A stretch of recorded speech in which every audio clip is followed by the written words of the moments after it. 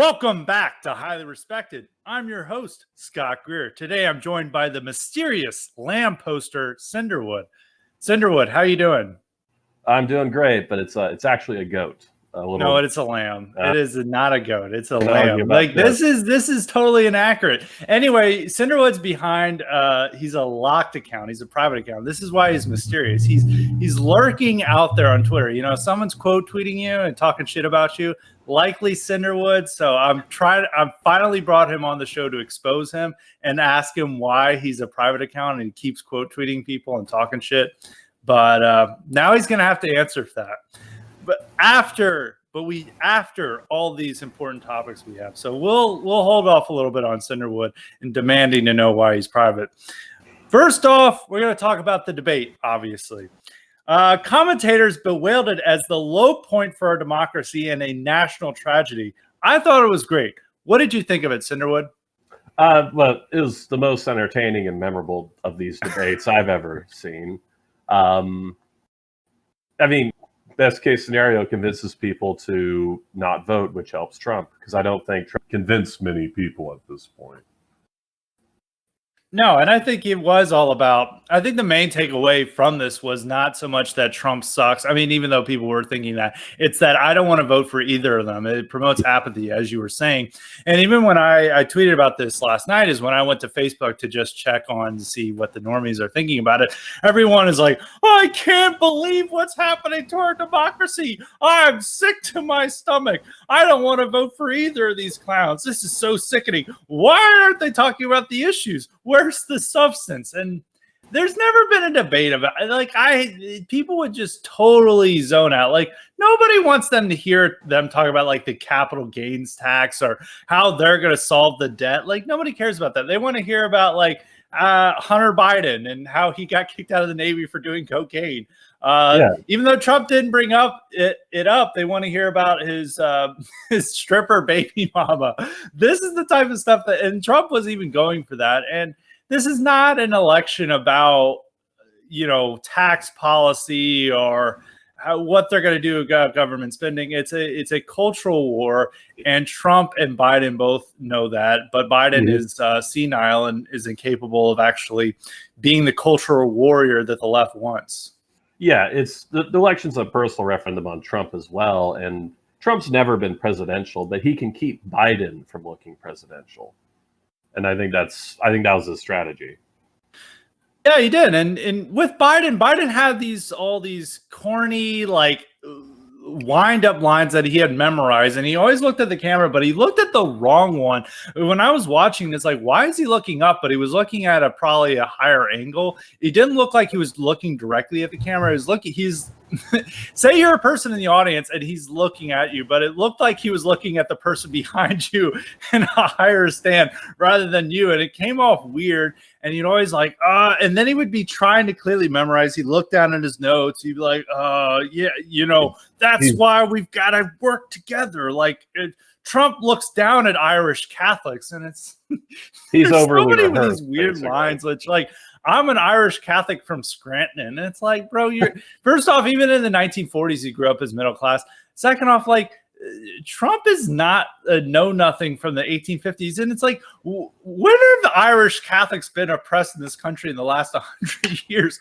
Like, this is so stupid. I mean, I could talk a lot about the silliness with Irish Catholic identity that Biden's trying to exploit. But even with just these lines, I mean, going to the point about these canned lines that he had, and everyone was complaining about Trump, like, oh, we shouldn't interrupt, let him speak, like he's looking childish. It's like, no, there was an intended purpose for that. And it was to put Biden on a back foot and frazzle him so he couldn't actually go through these lines. And it looked like it was so scripted that he just like, you know, he looked like a sick old man, and Trump was throwing him off his game. And that if Trump had just sat there quietly, you know, with his, typical Trump face on, he wouldn't, Biden would have had all these canned lines, and all the media stories would be like, Biden delivers powerful rebuke to Trump, while all the headlines today is like chaos, low point for our democracy. Like, don't vote for any of these clowns, which for Trump is probably a much better result than it would have been for Biden. Yeah, I mean, it's clear Trump, as you said, was trying to frazzle Biden, trying to best case scenario trigger some sort of dementia meltdown on stage. There was a few that you could tell that his Adderall was wearing off. Yeah. And, Biden was very rehearsed. I think the looking might have been part of that. Like he's probably rehearsing with them, and maybe that's where they were. So it's just sort of a motor reflex. But I don't know either. I have no idea what the looking was about. He's trying to check his earpiece, see what the campaign's saying in his ear. Maybe it's like a bad version of what Obama used to do. Obama would always look at the teleprompter because he's speaking to the people watching, not the people in the room. Maybe it's just like really aborted version of that. Yeah, and I think if that works in certain contexts, like if you're giving a speech and it's just you, but it's like a debate where this guy clearly knows he was scripted lines and he's not allowing you to have this advantage over him. And Trump was clearly had no scripted lines. He was just like total rally mode where he was like making fun of Chris Wallace and debating with Chris Wallace. Like, am I debating with you or am I debating with Trump? Like, or with Biden? You won't let me finish. Like, you're interrupting me, but you're not interrupting him. Like, it's like I'm debating two people right now. And he was like, Trump was able to control the whole show, and Chris Wallace was like, "Mr. President, please stop." It's like such a low that they're treating the president like a 4-year-old who's rampaging through your house, like throwing crayons everywhere. And Chris Wallace like, "Please stop, Mr. President. You have to be respectful." It's like a bad YouTube debate. It was like a kindergarten teacher.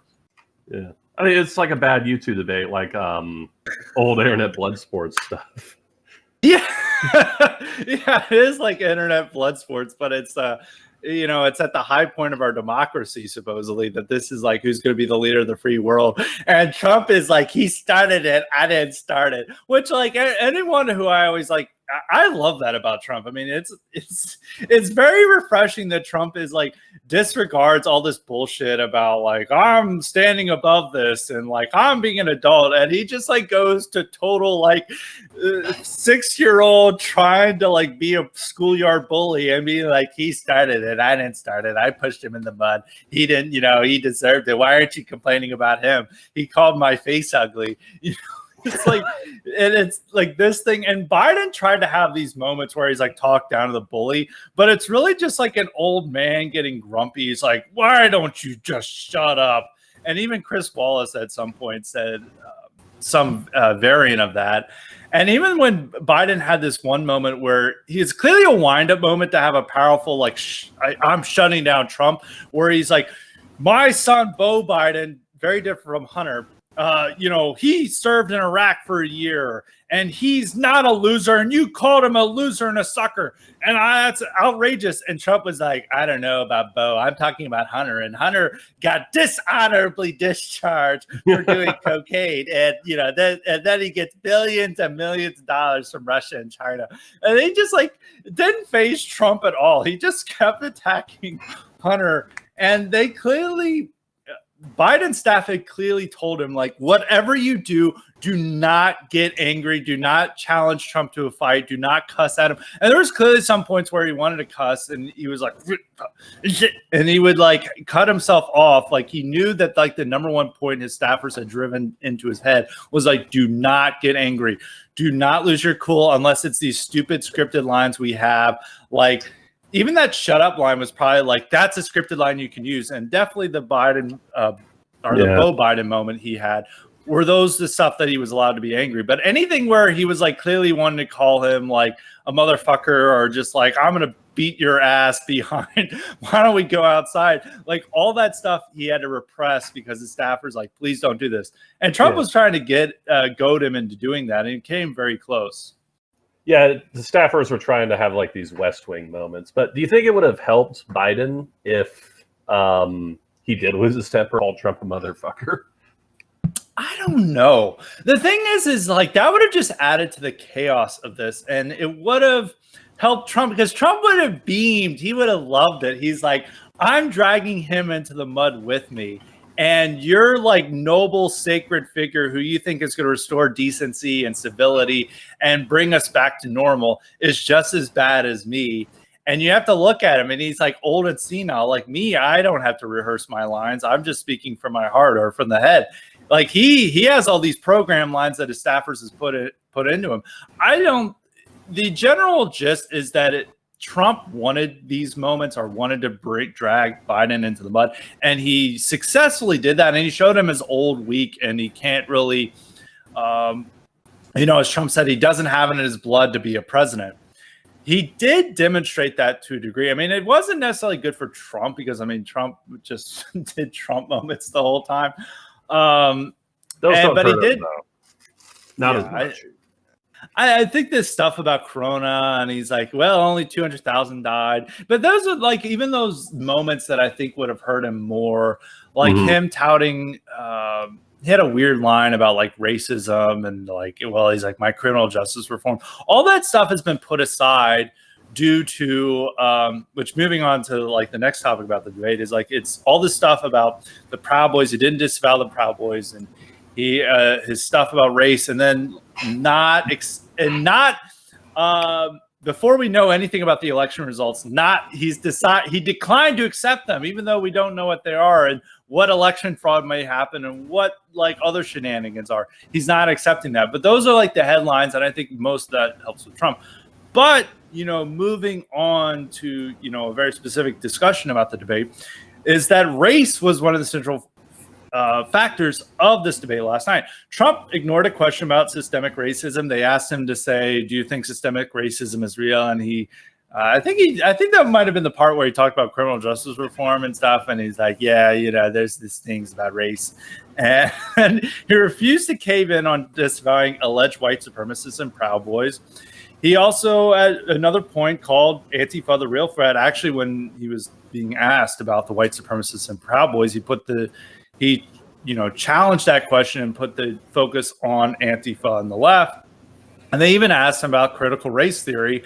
And they're trying to claim that it's like racial sensitivity training and it's needed by this. And he was like, it's anti-American. He at some point was trying to say that this is anti-white, but it's almost like he forgot the words. He's like, it's hatred directed against a very specific group of people. And you're like, and the specific group of people and it's white people. But for whatever reason, he didn't say it. He has this problem several times with that, mentioning white people. But how do you think the racial debate aspects of it played out in the general public? Well, the thing with these like racial aspects in these debates is it's all very not confabulated, but coalesced together and hard to untangle, which we see in today, which is why Trump sort of steps over himself a lot. He wasn't really that good on the question, in my opinion, of, well, we're banning critical race theory, not racial sensitivity theory. There's a difference, as you noted. So it's hard to say because there's a lot of confusion. I think what it's going to come down to is just if racism didn't stick to him before, it's not going to stick to him now because he banned some esoteric, arcane training regimen in the federal government that no one really understands and no one really likes when they have to do it. Yeah, and I think one problem with Trump is he doesn't particularly understand it. He can't define it. Like, imagining Trump like define critical race theory. It's like almost average people can't. Yeah. Yeah, it's imagine a certain poster on Twitter, which we don't want to name, and it's like, define critical race theory, and Trump's like, it's just very bad. It's sick. It's racist. It's Marxist. And they're like, can you name any examples? And it's like, the stuff you would see, it's just so bad. And he just can't say specifics. I mean, it's like a necessary part of Trump, but like he really doesn't need to define it that well. And people wanted him to give this like textbook definition or something that you would have seen in like National Review. And it's like, Trump's not capable of that. And like most of the people would not understand it. He got his point across by saying it's racist and it's anti-American. He should have said it's specifically racist against whites, but I mean, he hinted at it, and it's what it is. What it is. I think his response. Go ahead.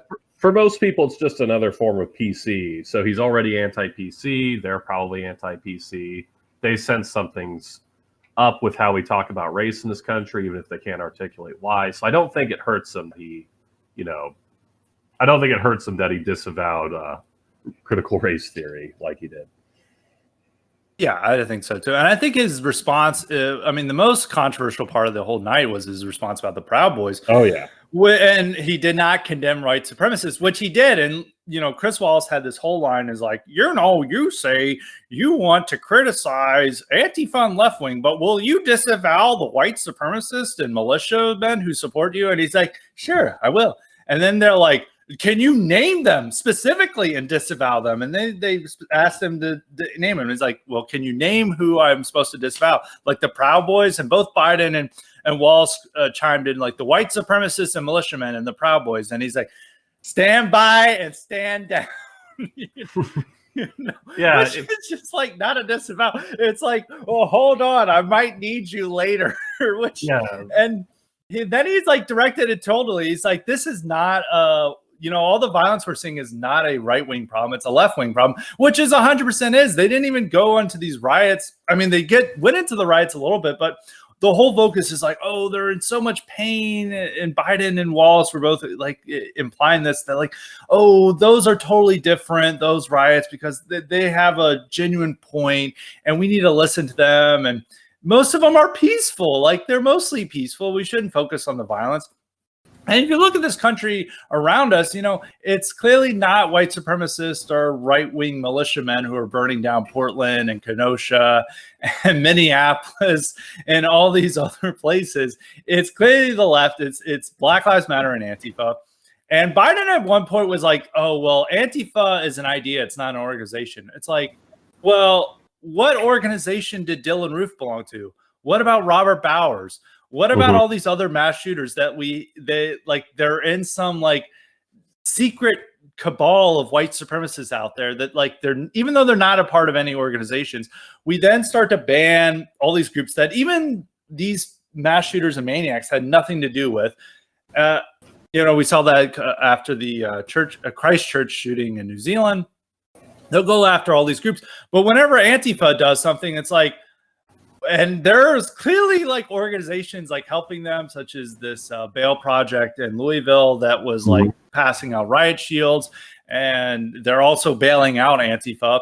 This is clearly a group that's helping them out. They might not have members, but hey, here's something that's like an Antifa group you can go after. They're like, oh, well, Antifa is not really a group. It doesn't really have members. It's just, it's just an idea floating around. It's like liking ice cream. You can't really prosecute people for liking ice cream because that's just an idea that we have. And it's this silly definition game that, if you apply the same standards that they have about Antifa to white supremacists, like nobody would have ever been censored on the internet due to the actions of a few maniacs. But that's not the case. Whenever a maniac happens, then they blame whatever group happens to still be on Facebook or Twitter, and then they get censored, and they even may face federal investigations. But with Antifa, we can't investigate anyone because apparently these people, it's just something that happens. They're going out to get ice cream. They're just Antifa. It's not something that we can control or monitor. Yeah, it's a false premise because you can absolutely police behavior even if it's not organizationally directed. It's just very silly. I mean, they've proven that with the censorship. They know what to look for and what to shut down. And law enforcement frequently handles criminals who are just sort of loosely associated with one another.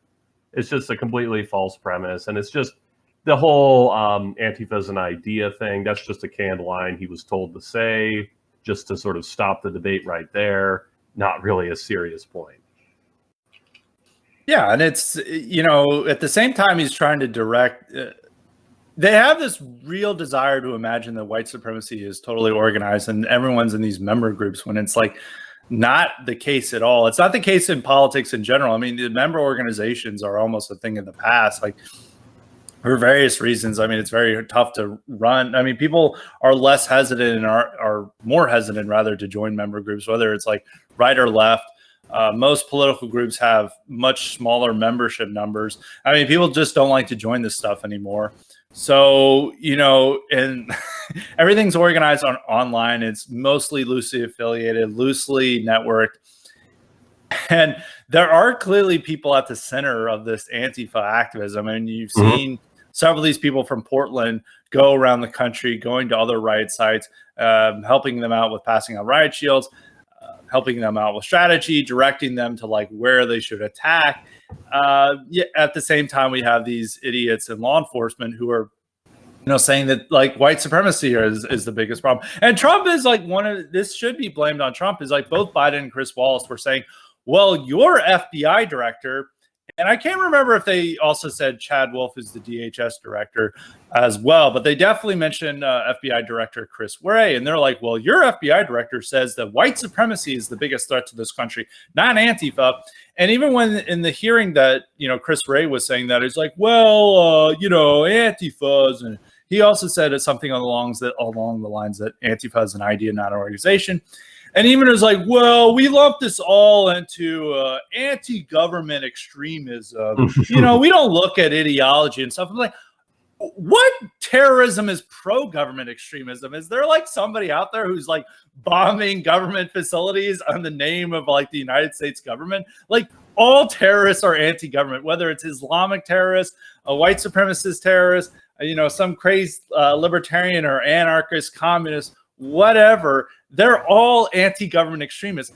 And what the government is doing is they're lumping in Antifa with like militiamen and white supremacists in the same damn category. And it totally muddles the picture. Like there's way more left-wing terrorism going on, but the government is classifying it as just general anti-government extremism, which for most people in the media translates to militiamen and like Waco and Timothy McVeigh. They don't see it as like left-wing anarchists and communists doing that. And this is the way of them hiding their data. And also, Chad Wolf, who just recently got nominated to be, permanent director of, or secretary rather, of Homeland Security, he also is like, yeah, the biggest threat is white supremacists. And it's like, where do you see this threat level? I think it's mostly a problem, which we're actually going to get into later in the, podcast, is that these people who are the middle management personnel are all horrible shit libs. And they're just, they watching Rachel Maddow every night, and they believe that white supremacists are in every corner and that they may get murdered.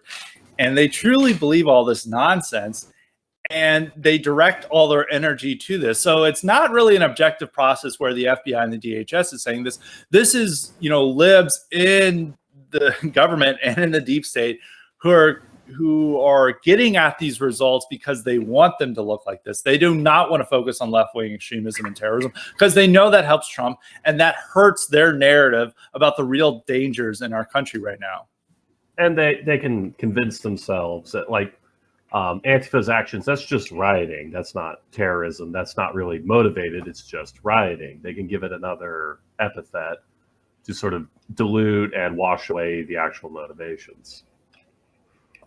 Yeah, and they hide that rioting by saying like, well, 93% of the protests have been peaceful. And then, only 7%. It's like, well, like how many white supremacists are peaceful versus the ones who are violent? I'm sure it's like if you look at that number. It's like, according to them, all of society is white supremacist. So 99.9999% are peaceful. That's true. But we have to worry. We have to shut down our whole country and society to go after the 0.001% that are violent. And they're even saying, and they'll go to great lengths to deny that the riots are actually bad. They'll always blame it on right-wing extremists or white supremacists are the real instigators of the violence, even if there's like clearly like it's some mestizo who's got like a bull ring and is like has like a cab tattooed on their forehead. They're going to be like, oh, that's a right-wing extremist. He's a white supremacist too.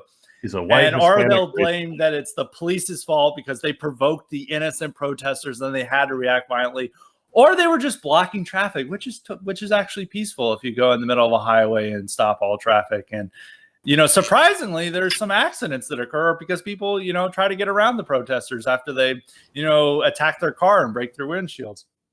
So all this is like nonsense. And now the media is trying to make us deathly afraid of the Proud Boys, which the Proud Boys are like one of the goofiest, like I'm not saying anything necessarily negative about Proud Boys, but it's like, imagining you being terrified of like the Proud Boys, and it's like they're just like a goofy like drinking club for like like really working class guys, most of them whom are Hispanic. Like if you ever look at a group picture of Proud Boys, like at least half the people are non-white. Mhm. It's like finding the white Proud Boy members is a difficult task. It's actually like where's Waldo? It's like where's the white Proud Boy? Well, Proud Boys, it like began as like a male-centric organization, right? Sort of a new it still is. I mean, it still largely is. I mean, it's just kind of incidentally related to right-wing politics. It's not a racial thing at all. It came out of like the MRA moment, basically. Yeah, no, not at all. I mean, it's like they're strong Trump supporters. I think a lot of them would technically be classified as libertarians. I don't think, and they're very, their racial politics are generally like are the Donald. It's not something that they're definitely not white supremacists. And it's so funny when they call them white supremacists. And their main leader is like a dark-skinned Hispanic who I think is like Dominican, Enrique Tarrio, I think is his name. And I mean, Gavin McInnes was the founder, but all these people, they're trying to make us deathly afraid of the Proud Boys, who, were tangentially involved. I'm messing up this word, but they were somewhat involved in the Portland violence a few weeks ago. I mean, it's like hard to call it violence when, from the right, all they were doing is shooting paintballs, and there was a few scuffles. And the left responded by executing one of the guys and, brought right in the middle of the street in Portland. And there was trying to be an equivalence like, well, they were shooting paintballs and, well, they shoot real guns. There's no equivalence there. And they're trying to make us afraid of them when really the left is the biggest threat. And even with this stuff like with Trump, in the election, like we're going to move on to in a sec, is they're trying to demand that Trump like tell his supporters to stand down and not to be violent or not to do anything. And it's like, we have seen very few examples of, Trump supporters or anyone on the general right, acting violently, even with like bringing up with the Charlottesville, which, they once again brought up Charlottesville. And it's like, how can you still be horrified by Charlottesville over what we've seen in the last 4 months? Like we've seen like far worse violence on a daily basis in, cities across the country than we ever saw in Charlottesville. I mean, Charlottesville, you would almost say, was mostly peaceful, as their favorite euphemism is.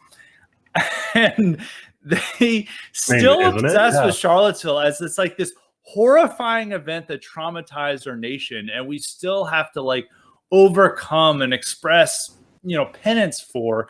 And it's really just like, like people, like we've had protests like this and demonstrations like this for years. Like, I'm not sure why this is so horrifying. I mean, yes. I mean, even if they want to say, well, a person died, there's been like dozens of people who have died in the riots over the last 4 months. And none of those people none of the murderers are getting charged with, 400 years in jail. like the people like James Fields in Charlottesville, there's not, and even like the people who got into these scuffles, like at Charlottesville, like they got like 8 years or several years in jail for like what would amount to, a standard barroom brawl on a Saturday night that may get you like a misdemeanor or a ticket citation. The way the state came down on Charlottesville and was far greater than anything that's come down on these riots that have totally destabilized our country and, driven crime up, that have made, a lot of these cities less safe, push for the defunding of police. I mean, there's like the rioting has had a much bigger effect on America than Charlottesville. And Charlottesville was mainly a, media hysteria event. I mean, there was a few Confederate statues brought down. I mean, it's really weighs heavily on the white liberal conscience, but in the grand scheme of things, still believing that this is like a major event in American history is completely silly when what we've seen in the last few months. Mm-hmm. It's sort of it's dramatized basically, because it's the Nazis were back in Charlottesville, whereas these protests Well, it's neutered by the understandable outrage over police brutality, the police war on blacks, which we all know is 100% real. And so it's just sort of, it fits into their notion of good and bad, which I think we'll probably get into with Harry Potter later on. Yeah, with that, you're giving away the rest of the podcast. How dare you? This is a spoiler alert. We can't have any spoiler alerts. But yeah, with the final thoughts on Charlottesville, but with Biden talked about it, he's like, they were saying this terrible anti-Semitic bile and this hate speech and stuff. And it's like, well, hate speech is covered by the First Amendment. And you're getting this upset that and even with the Charlottesville attendance, I think it was only 1,500 people on the alt-right side. It's like even even Charlottesville had fewer people go to it than the average, riot has drawn in a town like Kenosha. I think there's was a 1,500 or 3,000, more than that in Kenosha on during the height of its rioting. And it's Kenosha, Wisconsin. This is not exactly, New York City or one of the major metropolitan areas in our country. Yes, it is considered technically a suburb or a part of the Chicago metropolitan area, but it's 2,000 people are just showing up to cause shit there. And we're supposed to get mad that a few hundred people got together and said mean things about Jews and other minorities. And this is really what we should be horrified by and traumatized by. And at the end, it just doesn't make sense, but we still have to believe this Charlottesville myth and still think that this is the worst thing that to ever happen in our country, besides this debate last night, of course. Mm-hmm. And that Trump gives support to these people. And while Democratic politicians are openly endorsing the rioters who are causing, billions of dollars in property damage and in driving crime upwards, and we're just supposed to not care. But yeah, we're still and liberals still believe that the real threat that can come after this election in terms of violence comes from Trump supporters, because if Trump does not accept the results of the election, we're just going to have something terrible is going to happen. Which they tried last time as well. Yeah, they did. And they tried a coup. And as Trump pointed this out, it's with the mounting evidence of what the Obama administration was doing with the investigations into his campaign, into, what's coming out of what they did to General Michael Flynn, all these FBI agents who, these horrible awfuls and other libs in the FBI who are just trying to find ways to screw over Trump. And that's how they, built up the Russian collusion. They've tried to topple Trump. And they never accepted the election, really truly accepted the election results. The deep state didn't accept it. They did not have as Trump said, there was not a peaceful transition of power to when he got there, because they then worked frantically to find ways that they could, or evidence that they could use to impeach him. And that didn't work out with Russian collusion. And then the State Department came up with this stupid phone call he made to Ukraine as enough for impeachment. But of course, that didn't remove Trump, thankfully. So that has been a peaceful transition of power. And Trump made this point very powerfully last night, that he said, he refused to say he will concede if he believes the election is rigged. He not only mentioned those examples about how there wasn't a peaceful transition of power when he came into office in 2017. He also mentioned that there's all these ballot irregularities. There's all these, election shenanigans. And there's places in Pennsylvania that aren't allowing Trump poll watchers to come in. But all the other poll watchers are Democrats. He didn't bring up the Project Veritas story about in Ilhan Omar's district, where they're doing massive ballot harvesting and they seem to not care about it. And they're like, yeah, we got 300 ballots in my car. I'm driving them over to the place, and this is really going to help out the Democrats. So this is what he's having to worry about. But they're demanding that he accept the results before he even knows about them. Yeah, they're demanding he disarm himself before they hit him, basically. Yeah. And they're like, you need to have a peaceful transition of power. And this is also that's the thing, is Kamala Harris promised during the campaign that she would prosecute Trump if she became president. Kamala Harris is, going to have a lot of power in the White House. Maybe not quite saying she's the real president, but she's going to have a lot of power there. And a lot of people on the left want to prosecute Trump. And it's hard to say there's a peaceful transition of power if he comes out And then the Democratic administration pressed charges against him. How is that a peaceful transition of power? That's never happened in American history, where an outgoing president was then charged by the incoming president for, these trumped up, stupid political crimes that they're definitely going to try to go after him with. Yeah. Well, they got upset when he said, lock her up with Hillary. Absolutely. They're like, this is unprecedented. This is against our norm. Like, how dare he want to lock her up? And now we're seeing like what the Obama administration did to him with, all their stuff with Michael Flynn and trying to find any dirt they could in order to topple his administration.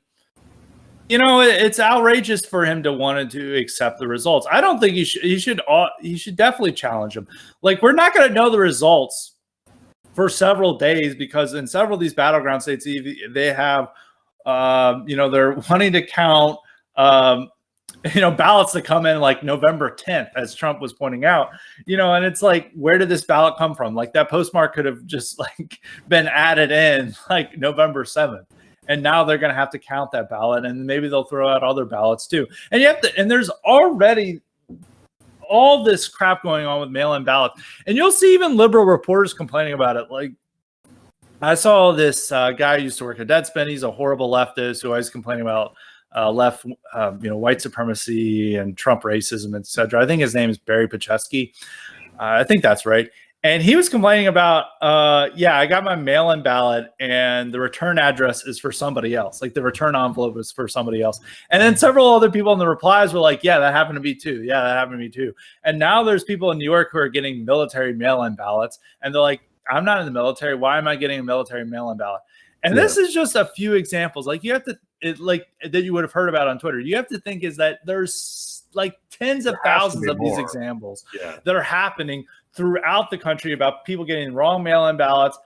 And now they're going to have to trust like people who work at the USPS and essentially DMV ladies with their ballot to be like, here, I hope you can handle this. And, this is clearly a Republican voting neighborhood. And, I have a Trump flag outside my home, but I trust you, black male lady, to properly deliver my ballot to the proper authorities. And it's like, there's going to be so many examples of like mail carriers throwing away ballots or like, failing to properly process them.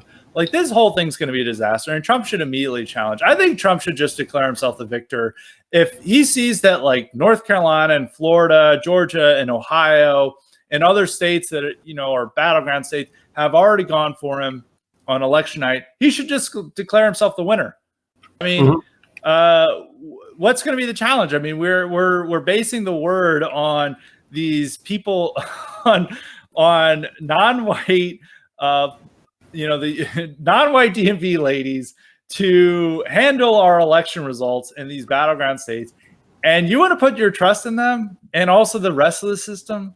Like, no, he should just declare himself the victor and then let the left try to disprove that. Yeah, I mean, they harp on and on about the sanctity of democracy, but they're very fine with constantly opening up and bending the rules so more questionable ballots can get in. There's always this refrain that there's never really been proven systematic voter fraud. Well, even if we grant that, that doesn't mean that all these new measures and all these new irregularities are normal. I mean, after all, this isn't a normal election year, as they're so fond of saying. Trump is absolutely right to be unwilling to just blindly accept any result. Yeah, exactly. And, that carries on us to our next topic, which deals with color revolutions. And funny enough, I got into kind of a little bit of a battle last week with with a big time color revolution advocate. Her name is Nina Jankowicz, and she is a fellow at the Wilson Center. And she really embodies the awful deep state that we have, even though she's not technically, in the CIA or State Department. She's clearly working with them, and she travels to Eastern European countries to promote democracy and democratic values and hand out money to people who want to topple Viktor Orban and Viktor Lushenko and other people like that. But she got very mad at me, Darren Beatty, and others for daring to criticize her support for color revolutions. She desperately tried to get Twitter to ban us, to no avail. She even mocked my very accurate height and IQ measurements. And a lot of liberals get very mad. They're like, you can't be 6'2" and have an IQ of 187. And, fact check, I do. So, stay mad, libs. And, this wouldn't be that important if it wasn't for the fact that Nina embodied the ideal deep state apparatchik. She proudly touts her credentials on all of her platforms. She's a yoga blogger. She was in a wizard rock band called the Moaning Myrtles that sung erotic Harry Potter fan fiction. She's in her 30s and still single, and she can't handle criticism. In short, she's a mega awful. She's also not alone too. One tweet where she asked for support from her followers drew dozens of responses from fellow awfuls who all work at NGOs and NATO and places like that, and they all share the exact same bio. They're like, MA and Eurasian misinformation studies from, Colombia. And they're all like, you go, girl. And here's my selfie of me, like, here's me checking misinformation and looking cute. And Nina would always respond as like, girl, you're so hot. I'm so glad we're finding misinformation together. Or it's actually rather disinformation that they prefer. Misinformation, disinformation, both the same thing.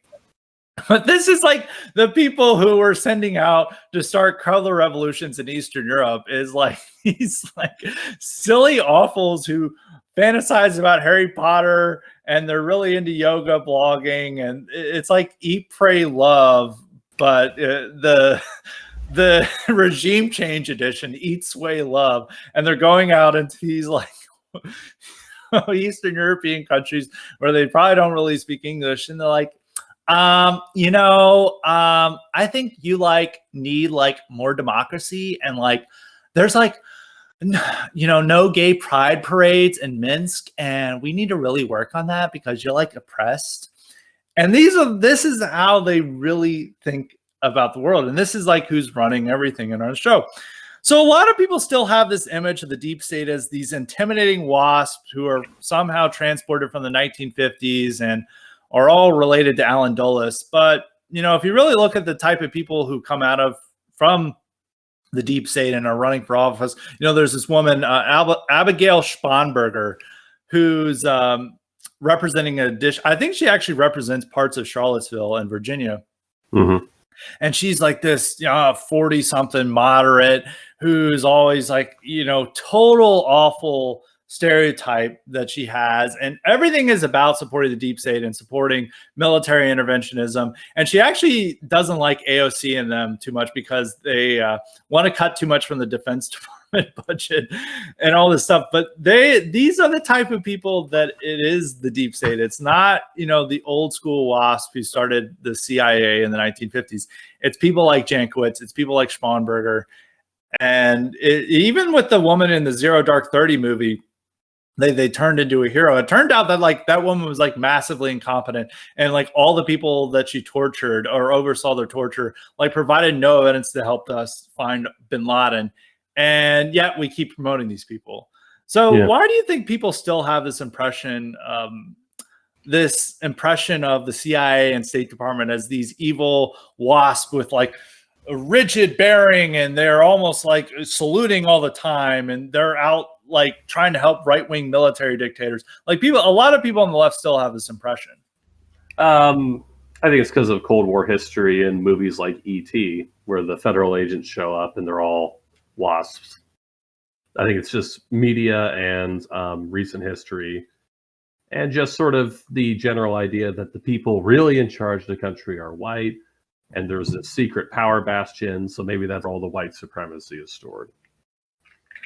Yeah, that's a good point. I think one of the best, expressions of this in the culture of this evil wasp running our country through the deep state was the movie The Good Shepherd, which in some ways is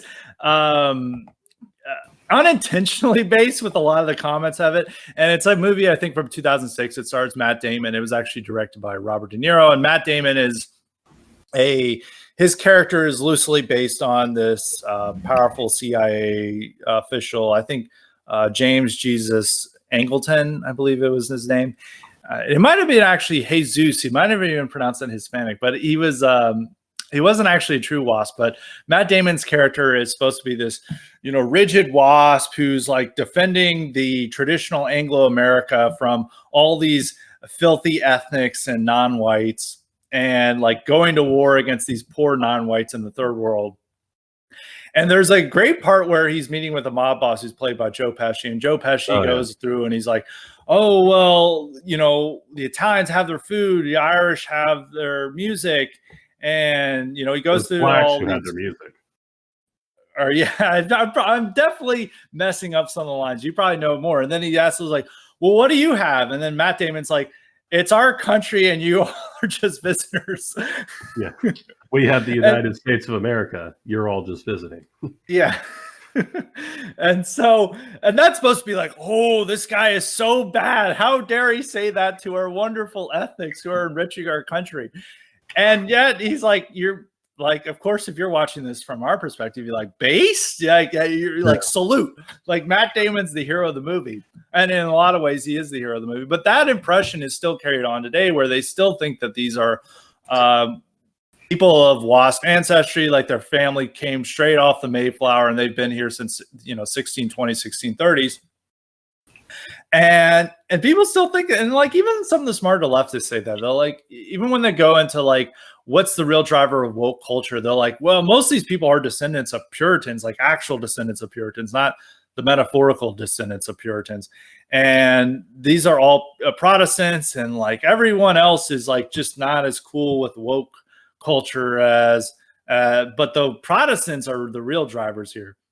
And a lot of people, and I think it also, by imagining that they're a cool WASP, it also helps with the right, is that if the right sees these people as the guardians of our country, they typically associate it with the archetypal heroes in an action movie. If they see that like it's somebody like Jason Bourne who is defending us, rather than this like horrible, awful, who like can't fight anyone, she can't protect anyone, she's mostly blogging about yoga at work at her CIA computer, she's not actually protecting our country, and and all of her intelligence reports that she have are total failures, and she's messed up all the time. And when they send her out to a country like nation build in Afghanistan, she has all these loopy ideas about trans rights and stuff that it totally alienates the natives. That impression also, if middle America actually saw these are the people who are deciding foreign policy, these are the people who, when you're demanding that these colors don't run, it's actually helping these people create all these stupid social experiments in the third world that does nothing for our national security. Mm-hmm. And there's a lot going on with the awful deep state phenomenon. The way you describe the woman, I mean, generationally, she's not the right age, but it reminds me of like the way Tumblr is, or is seen to be, sort of obsessed with these sort of consumer identities and this relatable culture of, oh, I'm just eating my ice cream, like Biden tweeted today. There's a lot going on. I think it reflects sort of a weird like commodification of ourselves that we put out online, and it just so happens that the CIA and the deep state is consumed with that as well. Yeah, exactly. And they're not that different from us. And I think and a lot of these people are on Twitter, and a lot of these former CIA agents are on Twitter, and they're always like, I protected our country. And they're just like the most rabid anti-Trump people that you're almost embarrassed that these people like exist. And they're like, Trump definitely peed on the prostitutes in Russia, and they just like, he sucks Putin's cock on a daily basis. And it'll be like some blue check, like ex-CIA agent saying this. And you're like, why do we respect these people? Why do we care about their opinions? Like, they've messed up so much on intel. They didn't catch 9/11. They didn't know that the Cold War was they didn't know that the Soviet Union was going to fall. They're not, they're not really advocating for the interests of middle Americans, or it's really their power unto themselves, and they're only accountable to themselves, and they only care about furthering their interests. And it's people like Nina Jankowicz. And it's not even for our own nation. It is something separate from the nation that is now like a parasite on our nation. That's like, it's dug deep into our brain and can direct what we do, but it's not in our nation's benefit to allow this parasite to continue to operate in that manner. Yeah. And it's great because they can't even afford to be classy on Twitter. So there's just no confidence in them at all. But it's, yeah, I mean, they basically, that's what you see with their obsession with norms. Trump's a bad person because he violates all the norms, because a deep state operative has never done anything worse than violate norms, of course. But it's sort of like, there's just sort of this federalized idea of America and its interests that even they posit is sort of independent of what the people want. That's why they castigate his supporters so much. It's I forgot where I kind of was going with this, but it's basically America. Yeah. America's an idea, and that idea is our Byzantine foreign policy. Yeah, exactly. And they're the final arbiters of what America is. It's not actually the American people. It's like, and the real offense of Trump is he challenged their authority to decide what America truly is and what American identity means. Is like he offered a different identity that was putting America first, and rather implicitly saying that, like, I'm a defender of the historic American people who are largely white, largely European, and they have their own interests, and they're not served by these stupid wars and this meddling in Eastern Europe and everything like that.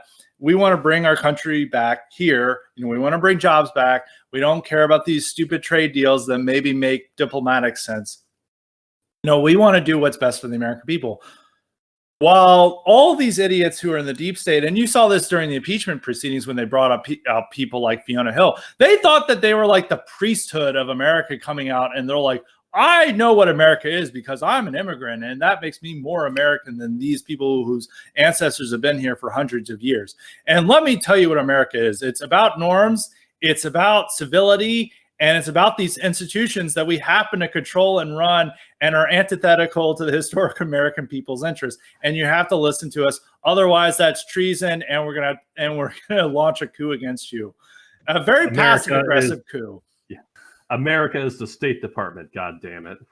Yeah, that's what they say. That is their general thrust, and that's their general message, is that America is us, it's not you. You're just happen to live here, and it's our country. And get over it, pleb. And by the way, we're promoting trans rights in Belarus right now. This is important to our national security. They do that because it's like demoralizing, right? They promote all those like weird feminist sexual expression sort of movements because it's demoralizing. Maybe that's why awfuls came to predominate, because it's like they actually believe and like that stuff. So it's like maybe they're just way better at pushing it. Yeah, none of the straight men who are like have any type of testosterone or like in the CIA probably are good at articulating this, but all the white women will definitely believe this stuff about like how there's like some poor, trans Belarusian who's having to live in Poland. Like there was this hilarious story in Politico highlighting all these Belarusian refugees living in Poland, and they're all freaks. They're all like have like green hair and tattoos and piercings everywhere, and they're like, I wasn't accepted in Belarus. So I was like, congratulations, Belarus. Like, I understand why. They're like, everyone looked at me differently. It's like, well, I can't see why. This is a real mystery here. Well, but they want to put the freaks in charge, and they want to make sure that these freaks have their own like pride parade where they can go, and and all the people in Belarus have to nod their heads and like, we accept this. This is good. They're better people than us, and we want the International Monetary Fund to keep funding us, and etc. as they did in Ukraine. So it's very depressing, but at the same time, these people are fragile. They're not very smart. They can be outwitted and outsmarted. And even with like Trump, I mean, they've tried to get rid of him twice, both through the Russian collusion and through the Ukraine story, and they didn't do it. And they're trying to thwart him again with this election.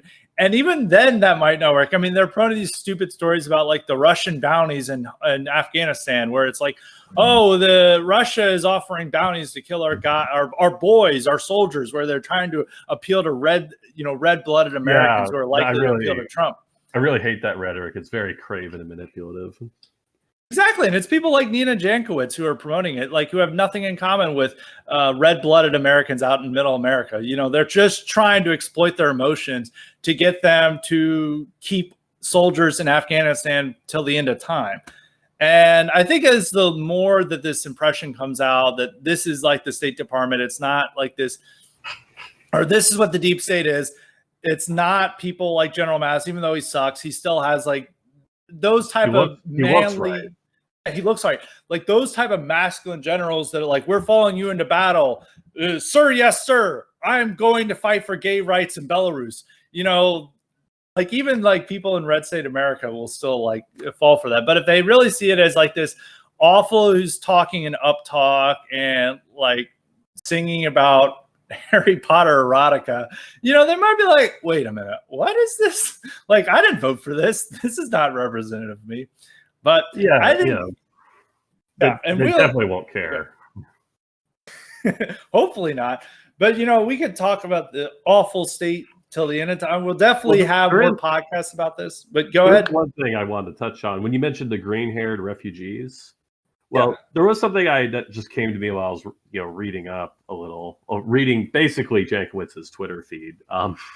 Was are you familiar with the acronym WEIRD that occurs in psychology? Yeah. Well, basically, this you might want to explain that to the listeners who may not know what WEIRD is. WEIRD is an acronym for Western, Educated, Industrialized, Rich, and Democratic, which is a good description of most of the subjects in psychological studies. And as the name might suggest, these people are not typical in human society all over the world. They exist mostly in Western countries, and even then, they may not be the majority in Western countries. Yeah, but basically, it's the Hajnal line map of weird countries are outside the Hajnal, or within the Hajnal, I should say. So they care more about individual self-expression and all these sorts of things that are now cringe that we talk about. Green-haired self-stylings, the latest fad that started as a meme online, that sort of stuff. And basically, because one thing about weird people is they don't really understand they're weird. So you can see a lot of these color revolutions is trying to push their pet projects onto countries where they don't really fit. And those refugees are basically people looking to find some Williamsburg art loft district to live in. And they don't fit in Belarus, obviously. And that's just, you see this with this sort of conspicuous consumption or conspicuous identity these awfuls from the deep state have when they post selfies of fighting Eurasian misinformation or some other nebulous threat to our democracy. And it's all about sort of how they style themselves and actually how they protect us. And I think that's why pointing out these, as Scott says, all these people are awfuls. They're not WASPs. They're not these hard-nosed men who do what's right, damn it. They're not Mueller. Libs loved Mueller because Mueller had the right image. I think it's important to break that facade that this gets out. Yeah, one last point on Mueller is that Mueller was portrayed, as you exactly pointed out, as this hard-nosed WASP who's like, he's going to show what Trump is up. And then like his testimony, it showed him as like this old drunk who couldn't remember what was going on. He's like, I don't know what's going on. It totally deflated his image. It showed that he's like being manipulated by these normal denizens of the deep state who are not hard-nosed WASP, who are these bureaucrats, or like awfuls, even though I think a lot of the people on his team were mostly men, but they're like dorky men with like bald and glasses, and not like some Marine officer like Mueller was in Vietnam. And then Mueller went through and they're like, he's going to give a tough testimony. He's going to lay out the truth. And he's just like, what? I don't know where I am. I want to go back to drinking. And they just showed him as a stooge. And I think that's the proper place, or not necessarily the proper place, but the place assigned for these traditional WASP or people who demonstrate that WASP air in these organizations. They just serve as the front men for people like Nina Jankowicz and Fiona Hill. Yeah, this great metaphor. He's just an empty image, ultimately, at the end of the day, for their little soft coup. And well, that's just what happens with any organization. It starts out with the people who are really dedicated to whatever the idea is, and all the crazy stuff the CIA did during the Cold War. But eventually, it just becomes sort of mainstream and bureaucratized, and just sort of has an ambivalent attitude about its own existence. And that's kind of what we're seeing with this change in personnel from, guys who are at least cool to people who are now really not at all. Yeah. Very lame. And speaking about lame, one of their cultural touchstones is Harry Potter, which of course is very lame. And I think the fact that Nina Jankowicz was in a wizard rock band is very important here, because millennial awfuls, actually in a lot of millennial libs in general, but predominantly female, see the world through Harry Potter in the same way our ancestors saw the world through the Bible. Harry Potter, along with Star Wars, is now our primary cultural lens in modern America. It's no longer the Bible and the classics. Like if you look back at speeches from 100 or 200 years ago, politicians and public figures are always referencing stories from the Bible or from Homer or from Tacitus. This is like what informed the worldview. Now people are just referencing like Harry Potter, like Trump's like Voldemort, or he's just like Darth Vader. And so how did this come to be that like Harry Potter and Star Wars are our new Bible? They're very popular. It's really as simple as that. Star Wars is more for guys, though women successfully ruined it. Well, actually, yes, it was ruined before then, but whatever. Yeah. And Harry Potter is definitely more for girls, and you see that in like, actually, because of Jankowicz, I took a look at sort of online Harry Potter fan forums, and it's mostly about who should have slept with who. It's things that women. Incredible. I was taught that women don't like that type of stuff in their literature. I mean, like there's that rule. What is that rule? Is like you have to find a work that like where women have a conversation with each other where they're not talking about men. I forget what it's called, but they're always like, this is an important literary rule. It's the Bechdel test. Yeah, that's right. And actually, like from what I understand, recently that's fallen out of favor as sort of correctly, though for the wrong reasons.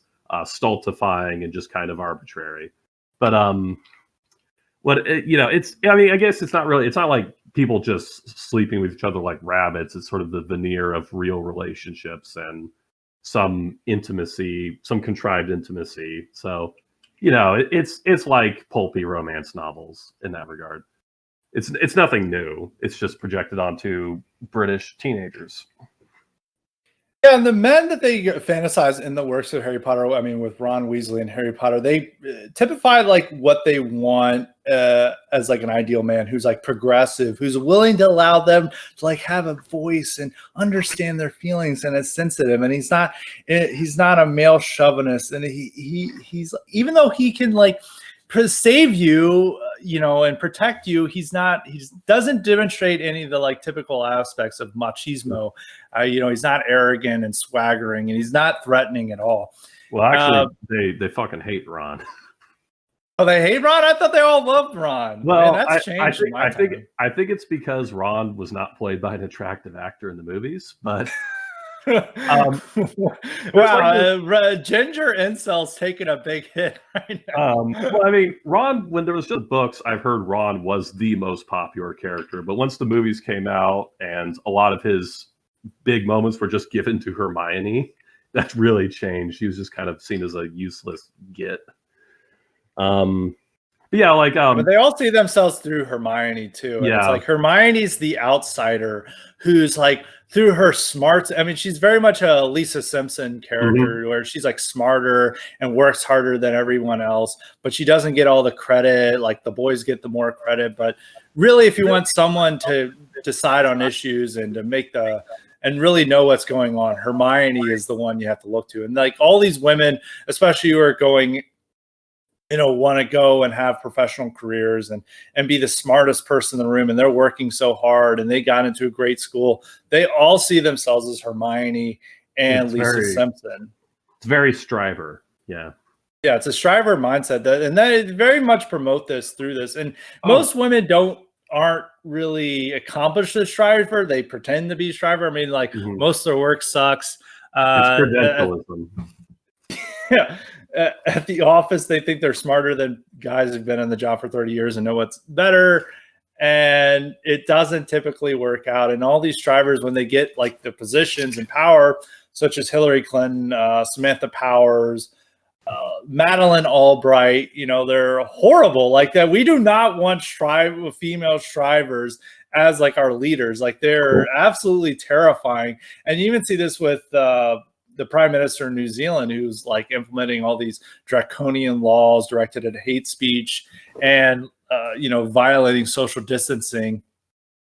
And you see that this, like, what happens is they become like the worst authoritarians. Kamala Harris, or Kamala, as we're supposed to call her. We can't call her Kamala. That'll probably be a hate crime if they win. But Kamala is also typifies this striver mindset that's very popular among, well-educated upper middle class women. Yeah, alternative term is study cunt from I forget where. Oh, whatever, it doesn't matter. But yeah, we don't use those vile, disrespectful terms on this highly respected show. Well, I mean, it's great because in school, I think a lot of guys in our neck of the woods experience this is that the girls who were teachers' pet were really just not very pleasant a lot of the time. So it's not a surprise. Absolutely. I mean, they were willing to do whatever it takes to get like at the top of the class. They would throw people under the bus. There was no moral code except for they got to be seen as the best. And I mean, there is a way where this competition, among men, there has always been competition, whether in sports and war, to be the best, to strive to be the best. But there's always been a friendly rivalry in it. And it's like, where it's like, well, I won this time, you'll have to, play me again. With women, there's not that. It's like, you're defeated. I am the best. And if I'm denied this is a war crime and I must solve this. And it's the same with, Trump beating Hillary Clinton. Like, the presidency was owed to Hillary Clinton. And so now by denying his. Yeah, and by denying it to Hillary Clinton, we did a tremendous disservice to women all over the world. Yeah. Well, I mean, with men, there's an element of directness to the competition. There's sort of an agreed time and place, and you're not supposed to carry it outside of that. If you do, you're seen as a bitch, usually. Sore loser. Yeah, there's rules of honor of that. And I think one of the things is that not always, especially among awfuls, there is no such thing as honor or loyalty. Well, among the traditional competitive men, there's always a concept of honor and loyalty. And it's always like where we've had in sports, if we've demanded good sportsmanship. We hate athletes, no matter how good they are, if they don't demonstrate good sportsmanship. And it's always the same. We don't like, and it's always been in the field of competition. If you are not a good sport, or if you're if you're a sore loser, that's looked down upon. There's all these rules of honor and loyalty that reaffirm traditional masculine values, and those do not hold for women. Like, there's not, sportsmanship, or anything like that. It's like they have to win, and if you challenge them, you're sexist. And you have to accept that they are better than you and that they deserve the presidency of the United States or any other position that they desire. Yeah. And well, it's arguably not just women, because I remember watching a sports show where a bunch of the black commentators really hated the sportsmanship rules against showboating. Oh man, yeah, so, I'm shocked. Yeah, but it's sort of just a trashy thing, really, to because anyone can brag. It's actually more impressive to show restraint. Yeah, and I agree, and I think going back to I want to finish up on the topic of specifically on Harry Potter and Star Wars. I would more Star Wars is a little bit different, so that I'm gonna have to. We're going to have to wait to talk about Star Wars. I've actually become much more negatively tuned to Star Wars, mainly just because I think Harry Potter, due to J.K. Rowling's statements on trans rights and transgender people, that people have now turned to Star Wars as more woke than Harry Potter due to Rowling's statements over time. But, I'll have to wait on that for another episode.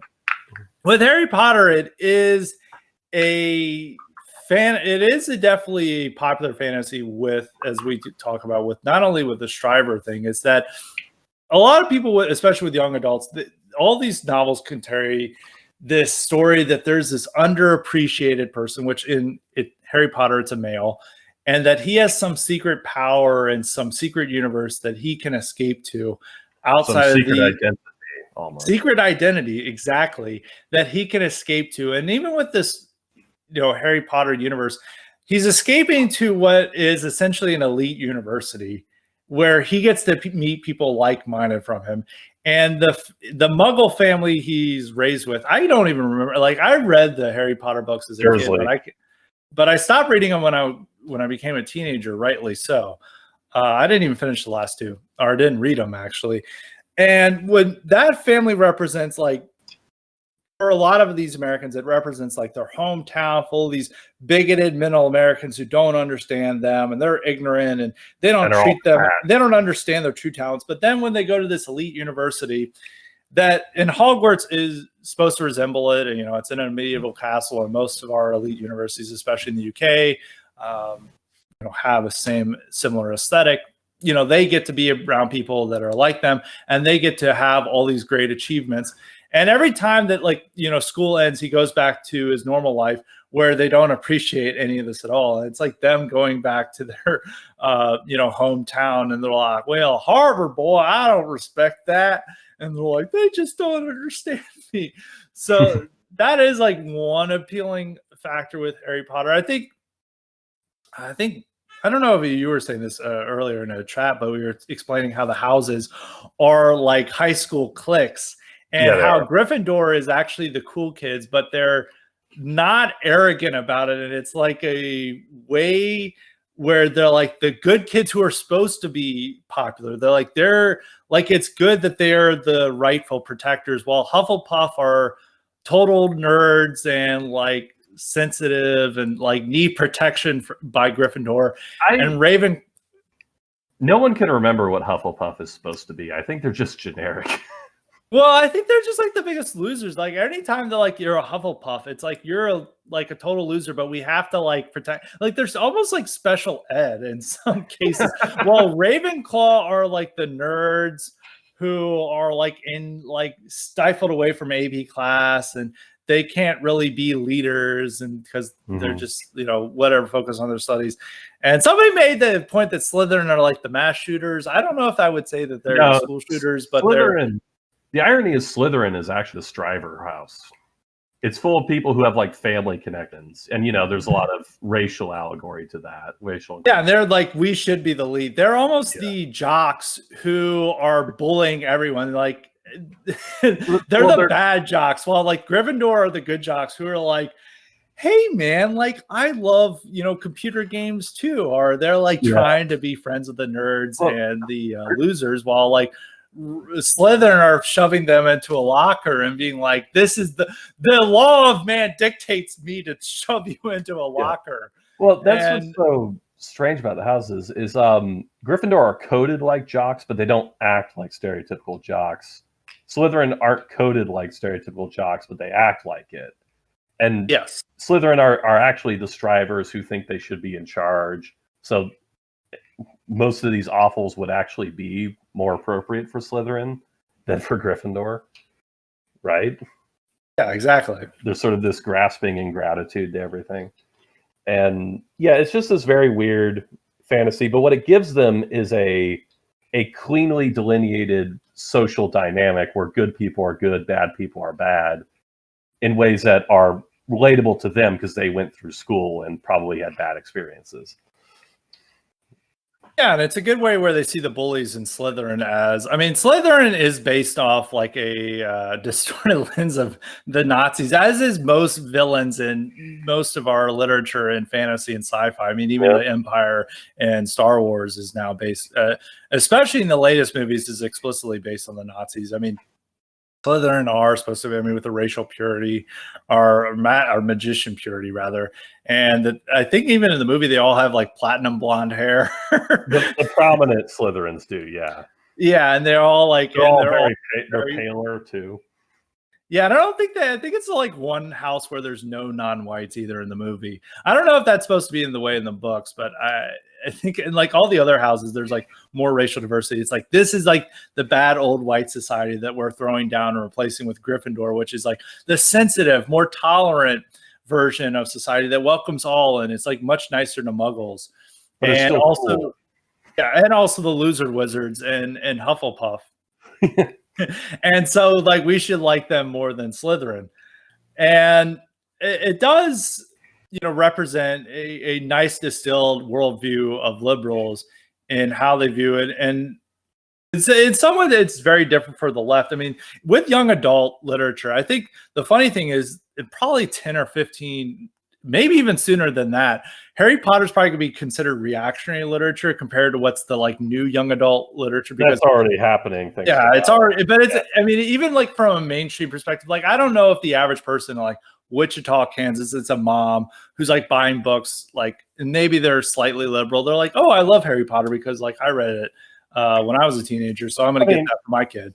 It's like Star Wars, where a big problem, quote unquote, with the fantasy is there is an element of genetic destiny to it, and there's just no getting around that. Exactly, and there's not enough representation. There's not enough diversity in the characters. I mean, all the three main characters are white. It's just sort of this English tokenism. That's all you get in Harry Potter. Fuck Harry Potter. J.K. Rowling had to make up that like characters were gay Yeah, and lesbian after the fact just to make the story more woker. But I guess she like finally gave up and was like, I can't appease these people. I'm just going to say it. And it's likely going to hurt the longstanding reputation of Harry Potter. Not that that's necessarily a bad thing. I mean, Lord of the Rings and older fantasy are much better for kids. Obviously, well, so in some ways it's good that Harry Potter is going away. It's good that arguably it's good Harry Potter existed. It sort of tanked all the crazies away from latching on to Lord of the Rings. That's a very good point. And unlike Harry Potter, Lord of the Rings does not have a liberal worldview that it's distilled into it. I mean, like there's a rightful legacy of kings. There's great heroes. All the heroes are like what you would think of as heroes. It's not, and it's fully infused with Christianity and Germanic mythology and all these. The closest it comes to a liberal worldview is that the bad guys are more hierarchical usually, but it's always like a dysfunctional hierarchy with just one guy at the top who totalitarianly controls everything. Well, and he's also celebrating like ugliness and like in a bestial view of life that's like animalistic. Like the orcs are seen as ugly and disgusting creatures. They're they do not have platinum blonde hair and are like 6'2". Yeah, canonically they're a degraded species, basically. Yes. And they were, and so that's something that is even far more reactionary right-wing interpretation than what's seen as Harry Potter. And I think as long, that is like a very liberal worldview for the Jankowiczes and the people who are much more in tune with Biden. But the people who are going to gravitate towards AOC and like the further left, Harry Potter is going to be seen as too backward. And there's going to be some other horrible young adult novel series that they will gravitate towards. What it is, I don't know. That's a topic for another show. What, young adult literature is terrible in many ways, but we'll have to get back to that at another time. Maybe I should write the next terrible young adult series and make a lot of money. You should definitely. But to finally end on what we've all come to love and expect is our patron questions. As a reminder, you too can get the power to ask questions if you sign up for the patron option at Highly Respected's Patreon. This one comes from Tom. He asks, very simply, do you think there will be any more debates? I would have to say that if Biden can figure out a way to get out of them without it being totally seen as he's like it's bad politics, I would say, I think they are going to try to figure out a way. I don't think they have the argument right now where they're saying that this is like an embarrassment to our country. They really need to find a better way. Maybe they could say that like he insulted my children and I'm just not going to take that. And really with these Biden debates is that the way that they don't want to do any more debates is not so much that it's like embarrassing Biden, Like, I don't necessarily know how much this is hurting Biden. It's not looking great for him, but he can't campaign for at least a week if he has to do these debates, because as you were seeing in the weeks leading up to this, all the lids on his campaign schedule were like, they were announced at like 9:30 a.m. Like, he was not doing any more campaigning. He's done no campaigning in the last week leading up to this debate, and he's probably sleeping all today and tomorrow, so he's not going to be campaigning much of the rest of the week either.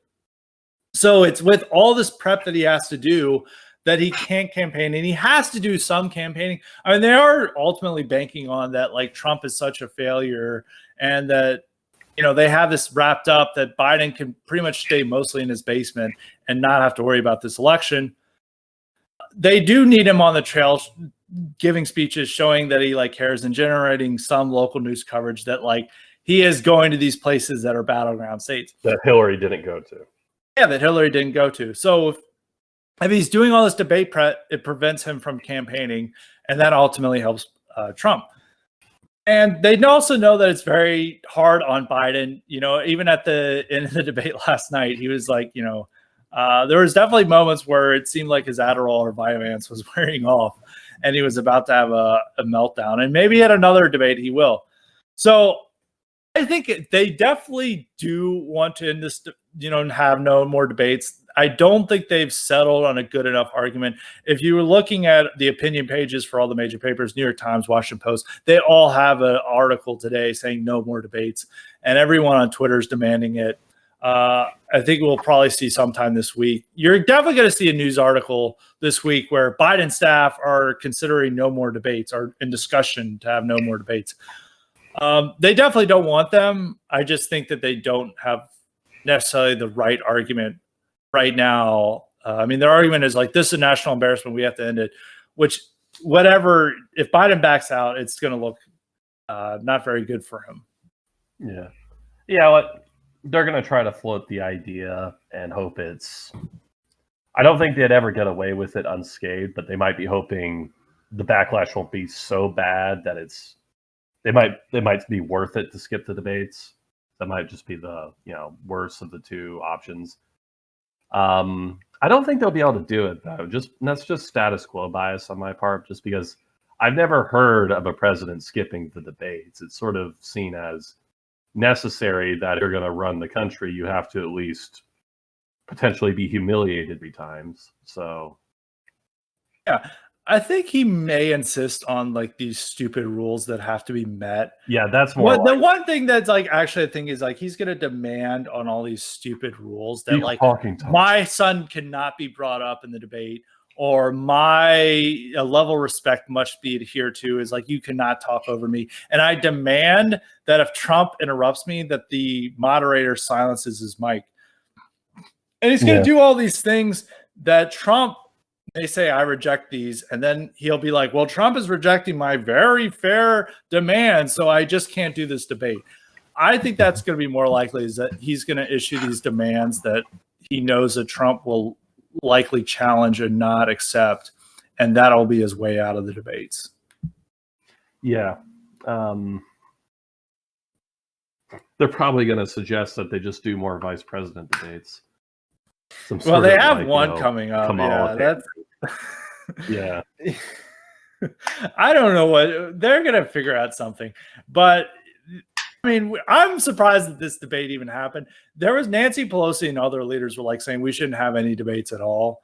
And the fact that we had one is going against some of my expectations, and how much of this election is basically the media playing safeguard for Biden and doing everything possible to make sure he wins, and like not even having a standard. Like, they'll just, you know, they play cover for him at all. Every interview they do, they'll even allow him to read a teleprompter and like will help him along in his answers. It's just not a serious campaign, even with compared to Hillary Clinton.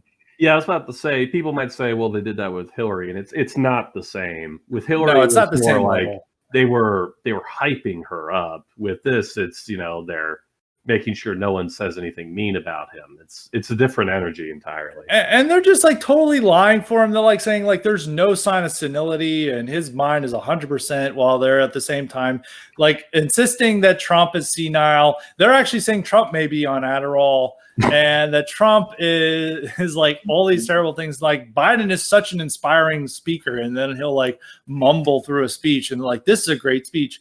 The way they're having to play cover for Biden is totally unprecedented. They did this to some extent to Hillary, but they would at least publish critical stories about Biden or about Hillary. And if Hillary made like a false statement, they would call Hillary out on that. They won't do that for Biden. There is such an outrage that the New York Times fact-checked Biden saying that Trump is responsible for a recession and the economy was booming under Obama. They're like, the economy was not booming under Obama, and the recession was not caused by Trump. It was caused by the pandemic. And all these liberals were like, we need to cancel New York Times. This is outrage that they would fact check him. And so media knows they can't even do that with fact checks. Like media was fine with fact checking Hillary and publishing negative stories about her.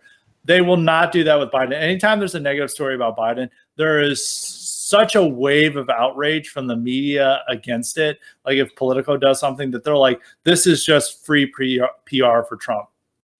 Well, yeah, and it makes sense because the media probably thinks that publishing what few negative stories they did about Hillary cost her the election. Exactly. But to use an obnoxious metaphor, with Hillary it was Yas Queen, and with Biden it's protect the special little boy. Yes, and I would agree. And on that note, I think we're out of time today. Now, Cinderwood, as I was saying, you're on a private account, so I don't know what you want to promote here on your final note. At Cinderwooded, if you care. I don't really say that much. I mostly just retweet. So that's not what I've heard. I've heard we got to answer out the call for the quote tweeted. So if you think Cinderwood is talking shit to you behind a locked account, like make sure to follow him and make sure he is not attacking you. So, but anyway, it's been great having you on the show. We'll definitely have you on again. We'll have to put you somewhere in between Nightmare Vision and Blep Sama and Hans. Maybe there'll be even a poster in the comments like last time they ranked all of Highly Respected's frequent guests, and maybe you might enter the fray. We'll see. We'll see. So anyway, thanks for coming on again. Thanks for having me. You're welcome.